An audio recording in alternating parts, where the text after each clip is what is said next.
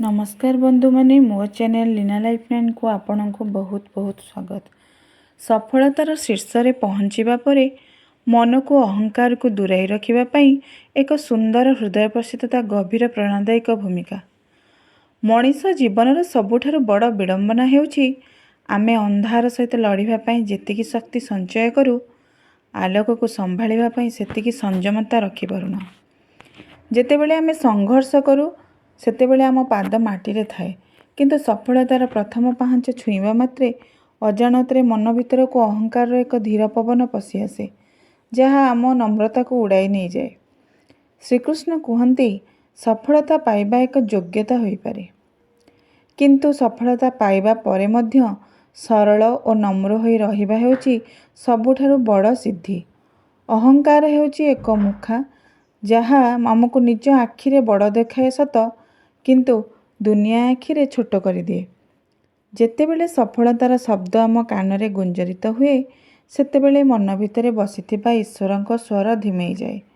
आसंतु Bhagavad guitar सही पवित्र ज्ञानर आलोकरे बुझिबा किपरि सफलतार शीर्ष रे थाई मध्य निज हृदय को अहंकारर पंकरु मुक्त रखी एक स्वच्छ पद्म परि विकसित करि परिबा। हृदय स्पर्शी कृष्णवाणी जेतेबेले तुमर समय खराब थाए सेतेबेले दुनिया तुमको चिन्हि थाए, किंतु जेतेबेले तुमर समय भल थाए सेतेबेले अहंकार कारणरू तुमे दुनिया को भूली जाओ। सफलता सेतिकी ही सुंदर जेतिकी ताहा तुमको माटी सह जोड़ी रखे। श्रीमद् भगवद गीतारे श्रीकृष्ण अहंकार को आत्मार सबुठारु बड़ शत्रु बोली कहिसंती। सफलता परे मन को स्थिर रखिबा पई तीनोटी मुख्य सूत्र हेउछि माध्यम भावना। अर्जुन जेतेबेले भाबुथिले जे से निज योग्यतार युद्ध जीतिबे, श्रीकृष्ण तांको निजर विश्वरूप देखाई कहिथिले निमित्त मात्रं भव सव्यसाचिन, अर्थात तुमे केवल एक माध्यम मात्र। सबकिछि पूर्वरु निर्धारित अटे। जेतेबेले आमे बुझी जाऊ जे सफलतार सूत्रधर आमे नुहे बरं सेही परमात्मा, सेतेबेले अहंकार जन्म नहीं पारे नहीं। समत्व भाव श्रीकृष्ण कहती सफलता एवं विफलता उभय स्थिति रे जे समान रहे से ही प्रकृत योगी। सफलता पाई डेइबा विफलता पाई भांगी पड़िबा उभय मनर दुर्बलता अटे। सफलता को एक प्रसाद भावे ग्रहण कले मनरे अहंकार आसे नहीं। नम्रता ही प्रकृत ज्ञान। गीतारे ज्ञानर लक्षण वर्णना करने को जाई प्रथम शब्द श्रीकृष्ण कहते अमानित्वम। जो व्यक्ति भितरे प्रकृत ज्ञान थाए से निजको केबे बड़ बोली देखाए नहीं। नम्रता ही जड़े सफल व्यक्तिर सर्वश्रेष्ठ आभूषण अटे। जीवन रे एही यात्रा रे सफलता हेउछि एक सुंदर परिप्रकाश, किंतु अहंकार हेउछि सेही पवन जहाँ दीप को लिभाई दिए।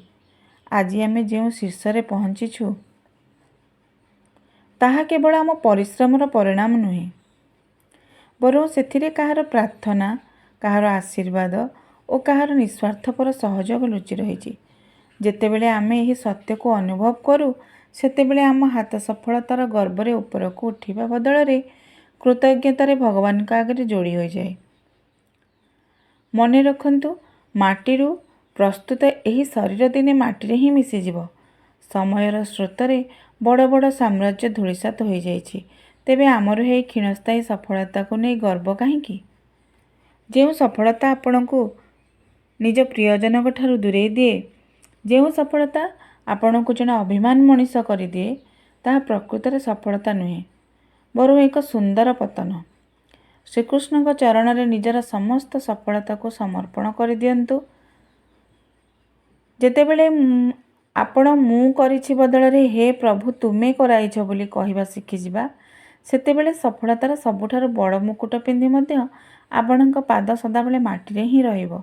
निजर नम्रता को बंचाई रखंतु, कारण एही दुनिया आपणक सफलता को मने रखि न पारे, किंतु आपणक व्यवहार और सरलता को केबे भूली पारिबो नहीं।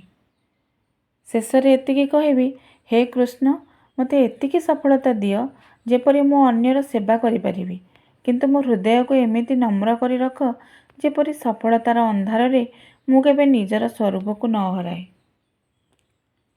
ମୋ ଭିଡ଼ିଓଟି ଆପଣମାନଙ୍କୁ ଭଲ ଲାଗୁଥିଲେ please like, share O subscribe କରିଦିଅନ୍ତୁ।